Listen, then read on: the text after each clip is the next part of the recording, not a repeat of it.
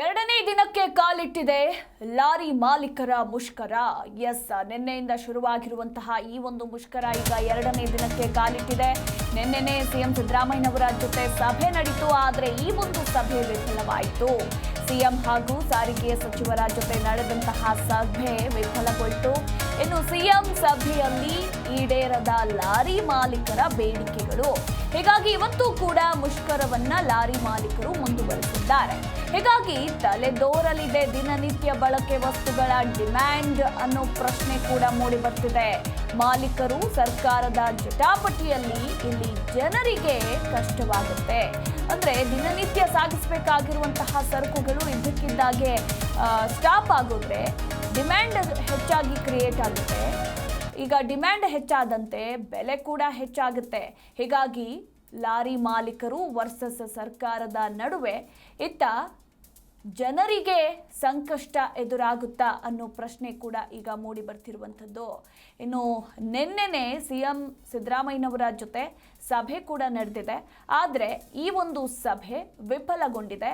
ಇನ್ನು ಮುಷ್ಕರ ನಿಲ್ಲಿಸುವಂತೆ ಮುಖ್ಯಮಂತ್ರಿ ಸಿದ್ದರಾಮಯ್ಯ ಅವರು ಹೇಳಿದ್ರೂ ಕೂಡ ಇತ್ತ ಲಾರಿ ಮಾಲೀಕರ ಸಂಘ ಒಪ್ಪದ ಹಿನ್ನೆಲೆಯಲ್ಲಿ ಸುದೀರ್ಘ 1.5 ಗಂಟೆ ನಡೆದಂತಹ ಸಂಧಾನ ಸಭೆ ವಿಫಲವಾಗಿದೆ. ಮತ್ತೊಂದು ಕಡೆ ಸಿಎಂ ಮತ್ತೊಮ್ಮೆ ಸಭೆಯನ್ನ ಮಾಡ್ತೇವೆ ಅಂತ ಹೇಳಿದ್ದಾರೆ.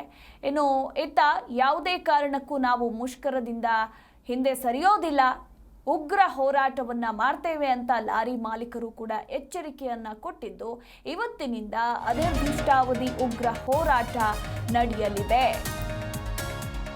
ಇನ್ನು ಮುಷ್ಕರ ಓಕೆ, ಚಾಲಕರಿಗೆ ಈ ಪರಿಸ್ಥಿತಿ ಯಾಕೆ ಅನ್ನೋ ಪ್ರಶ್ನೆ ಬೀದಿಗೆ ಬಿತ್ತು. ಅನೇಕ ಲಾರಿ ಚಾಲಕರ ಜೀವನ 3 ದಿನಗಳಿಂದ ಬೀದಿಗಳಲ್ಲೇ ಚಾಲಕರ ಮನೆ ಅಂತಂದ್ರೆ ಬೀದಿಗಳಲ್ಲೇ ಈಗ ಚಾಲಕರು ವಾಸ ಮಾಡಬೇಕಾಗಿರುವಂತಹ ಪರಿಸ್ಥಿತಿ. ಲೋಡ್ ಮಾಡಿಕೊಂಡು ಬಂದಿದ್ದಂತಹ ಲಾರಿಗಳು ಕೂಡ ಲಾಕ್ ಆಗಿವೆ. ಇತ್ತ ವಾಪಸ್ ಹೋಗೋದಕ್ಕೂ ಆಗದೆ, ಅಲ್ಲೇ ಇರೋದಕ್ಕೂ ಆಗದೆ ಚಾಲಕರು ಪರದಾಟವನ್ನ ಪಡ್ತಿದ್ದಾರೆ.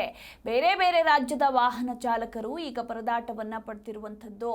ನಿನ್ನೆ ಸಂಜೆ ಅಷ್ಟರಲ್ಲಿ ಲೋಡ್ ದೊರೆಯೋ ನಿರೀಕ್ಷೆ ಇತ್ತು, ಆದರೆ ಮುಷ್ಕರ ಮುಂದುವರೆದು ಚಾಲಕರಿಗೆ ಮತ್ತೊಮ್ಮೆ ಈಗ ಸಮಸ್ಯೆ ಎದುರಾಗಿರುವಂಥದ್ದು. ಅಂದ್ರೆ ಬೇರೆ ಬೇರೆ ರಾಜ್ಯದಿಂದ ವಾಹನ ಚಾಲಕರು ಬಂದಿರ್ತಾರೆ. ಈಗ ಅವರಿಗೆ ಮನೆಗೆ ಹೋಗೋದಕ್ಕೂ ಆಗೋದಿಲ್ಲ, ಇತ್ತ ಅಲ್ಲೇ ಇರೋದಕ್ಕೂ ಕೂಡ ಆಗದೆ ಚಾಲಕರಿಗೆ ಈಗ ಪರದಾಟ ಶುರುವಾಗಿದೆ.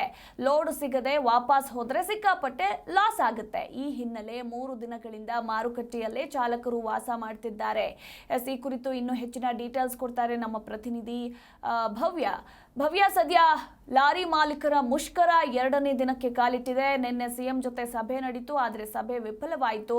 ಇವತ್ತಿನಿಂದ ಅನಿರ್ದಿಷ್ಟಾವಧಿ ಮುಷ್ಕರ ಕೂಡ ಶುರುವಾಗ್ತಾ ಇರುವಂತದ್ದು. ಈ ಬಗ್ಗೆ ಹೆಚ್ಚಿನ ಮಾಹಿತಿ. ಅದು 2ನೇ ದಿನಕ್ಕೆ ಮುಷ್ಕರ ಕಾಲಿಟ್ಟಿದೆ ಅಂತ ಹೇಳ್ಬೋದು. ನಿನ್ನೆ ಸಿಎಂ ಹಾಗೇನೆ ಸಾರಿಗೆ ಸಚಿವರ ಜೊತೆ ಸಭೆ ಮಾಡಲಾಗಿತ್ತು. ಸಭೆಯಲ್ಲಿ ಕೆಲವೊಂದು ಬೇಡಿಕೆಯನ್ನ ಕೂಡ ಲಾರಿ ಮಾಲೀಕರು ಇಟ್ಟಿದ್ರು. ಆದ್ರೆ ಲಾರಿ ಮಾಲೀಕರ ಬೇಡಿಕೆಯನ್ನ ಈಡೇರಿಸದ ಕಾರಣ ಇಂದು ಕೂಡ ಮುಷ್ಕರ ಮುಂದುವರಿಸೋದಕ್ಕೆ ಲಾರಿ ಅಸೋಸಿಯೇಷನ್ ಅವರು ನಿರ್ಧಾರ ಮಾಡಿರುವಂತದ್ದು. ಸೊ ನಿನ್ನೆ ನಡೆದ ಸಭೆಯಲ್ಲಿ ಸಾರಿಗೆ ಸಚಿವರು RTO ಚೆಕ್ ಪೋಸ್ಟ್ ಬಗ್ಗೆ ಮಹಾರಾಷ್ಟ್ರ ಸೇರಿದಂತೆ ಬೇರೆ ರಾಜ್ಯಗಳ ಜೊತೆ ಅಧ್ಯಯನ ಮಾಡ್ತೀವಿ, ತದನಂತರ ನಿರ್ಧಾರ ತಿಳಿಸ್ತೀವಿ ಅಂತ ಹೇಳಿದ್ರು. ಸೊ ಹಾಗಾಗಿ ಅದು ಬಹಳಷ್ಟು ಡಿಲೇ ಆಗುವ ಸಾಧ್ಯತೆ ಇದೆ. ಸೊ ಹೀಗಾಗಿ ಮತ್ತೆ ಅವರು ಅಂದ್ರೆ ಮುಷ್ಕರಕ್ಕೆ ಈಗಾಗಲೇ ನಿರ್ಧಾರ ಮಾಡಿದ್ರೆ ಸದ್ಯ ದಿನನಿತ್ಯ ಬಳಕೆ ವಸ್ತುಗಳ ಡಿಮ್ಯಾಂಡ್ ಆಗಿರ್ಬೋದು, ಬೇರೆ ಬೇರೆ ಅಂದ್ರೆ ಈಗ ಟ್ರಾನ್ಸ್ಪೋರ್ಟ್, ತರಕಾರಿ ಸೇರಿದಂತೆ ಅನೇಕ ದಿನನಿತ್ಯ ಬಳಕೆ ಪದಾರ್ಥಗಳು ಕೂಡ ಲಾರಿಯಿಂದಲೇ ಸಾಗಾಟ ಮಾಡಲಾಗ್ತಿತ್ತು. ಸೊ ಇದಕ್ಕೆ ಪೆಟ್ಟು ಬೀಳುವ ಎಲ್ಲಾ ಚಾನ್ಸಸ್ ಇರುವಂತದ್ದು. ಸೊ ಯಾಕಂದ್ರೆ ತರಕಾರಿ ಮಾರುಕಟ್ಟೆಗೆ ಬೇರೆ ಬೇರೆ ಕಡೆಗಳಿಂದ ತಂದು ಹಾಕ್ಬೇಕು, ಅಷ್ಟು ಮಾತ್ರವಲ್ಲದೆ ಗ್ಯಾಸ್ ಆಗಿರ್ಬೋದು, ಹೀಗೆ ಬಹುತೇಕವಾಗಿ ಗೂಡ್ಸ್ ವಿಚಾರಕ್ಕೆ ಸಂಬಂಧಪಟ್ಟಂತೆ ಲಾರಿ ಬೇಕೇ ಬೇಕು. ಸದ್ಯ ಇವರು ಮುಷ್ಕರ ಕೈಗೊಂಡಿದ್ದರಿಂದ ಜನಸಾಮಾನ್ಯರಿಗೆ ಹಾಗೇನೆ ಏನು ವ್ಯಾಪಾರ ಮಾಡ್ತಾರೆ ಅವರಿಗೆ ಪೆಟ್ಟು ಬೀಳುವ ಎಲ್ಲಾ ಲಕ್ಷಣ ಇರುವಂತದ್ದು. ಅಷ್ಟು ಮಾತ್ರವಲ್ಲದೆ ಈಗ ಲಾರಿ ಮುಷ್ಕರಕ್ಕೆ ಏನು ಚಾಲಕರು ಬೆಂಬಲವನ್ನ ಕೊಟ್ಟಿದ್ದಾರೆ. ಸೊ ಬಹುತೇಕ ಮಂದಿ 3 ದಿನಗಳಿಂದ ಬೀದಿಗಳಲ್ಲೇ ವಾಸ ಮಾಡ್ತಾ ಇರುವಂತದ್ದು. ಯಾಕಂದ್ರೆ ಲಾರಿ ಮುಷ್ಕರ ಎಫೆಕ್ಟ್ ಅವರ ಜೀವನಕ್ಕೆ ಕೂಡ ತಟ್ಟಿದೆ ಅಂತ ಹೇಳ್ಬೋದು. ಯಾಕಂದ್ರೆ ಒಂದು ಕಡೆ ಮನೆಗೆ ಹೋಗೋಕ್ಕಾಗದೆ, ಮತ್ತೊಂದು ಕಡೆ ಇರೋದ್ರಲ್ಲೇ ಇರೋಕೆ ಆಗದೆ, ಯಾಕಂದ್ರೆ ಅವ್ರಿಗೆ ಬೇಕಾದಂತಹ ವ್ಯವಸ್ಥೆಗಳು ಕೂಡ ಇಲ್ಲದೆ ಮಾರುಕಟ್ಟೆಯಲ್ಲಿ ಈಗಾಗಲೇ ಪರದಾಟ ಮಾಡ್ತಾ ಇದ್ದಾರೆ. ಅಷ್ಟು ಮಾತ್ರವಲ್ಲದೆ ಬೇರೆ ಕಡೆಗಳಿಂದ ಲೋಡ್ ಮಾಡ್ಕೊಂಡು ಬಂದಿರ್ತಾರೆ. ಸೊ ಲೋಡ್ ಜೊತೆ ಈಗಾಗಲೇ ವಾಸವನ್ನ ಮಾಡ್ತಾ ಇರುವಂತದ್ದು. ಯಾಕಂದ್ರೆ ಅದನ್ನ ಮತ್ತೆ ವಾಪಸ್ ತೆಗೆದುಕೊಂಡು ಹೋಗೋಕೆ ಸಾಧ್ಯ ಇಲ್ಲ, ಅದನ್ನ ಇಲ್ಲಿ ಬಿಟ್ಟು ಹೋಗೋಕ್ಕೂ ಸಾಧ್ಯ ಇಲ್ಲ. ಆ ಪರಿಸ್ಥಿತಿಯಲ್ಲಿ ಈಗ ಇರುವಂತದ್ದು. ಆದ್ರೆ ತಕ್ಷಣ ಸರ್ಕಾರ ತಮ್ಮ ಬೇಡಿಕೆಯನ್ನ ಈಡೇರಿಸಬೇಕಂತ ಪಟ್ಟು ಹಿಡಿದಿದ್ದಾರೆ. ಆದ್ರೆ ಸರ್ಕಾರ ಎಲ್ಲೋ ಒಂದು ಕಡೆ ಡಿಲೇ ಮಾಡುವ ಎಲ್ಲಾ ಲಕ್ಷಣ ಇರುವಂತದ್ದು. ಸೊ ಮುಂಬರುವಂತಹ ದಿನಗಳಲ್ಲಿ ಇದು ಎಷ್ಟೋ ಮಟ್ಟಿಗೆ ಬಿಸಿ ತಟ್ಟುತ್ತೆ ಅನ್ನೋದು ಕೂಡ ಇಲ್ಲಿ ಪ್ರಮುಖವಾಗಿದೆ. ಮಧು. ಎಸ್, ಥ್ಯಾಂಕ್ ಯು ಭವ್ಯ ನಿಮ್ಮೆಲ್ಲ ಮಾಹಿತಿಗಾಗಿ.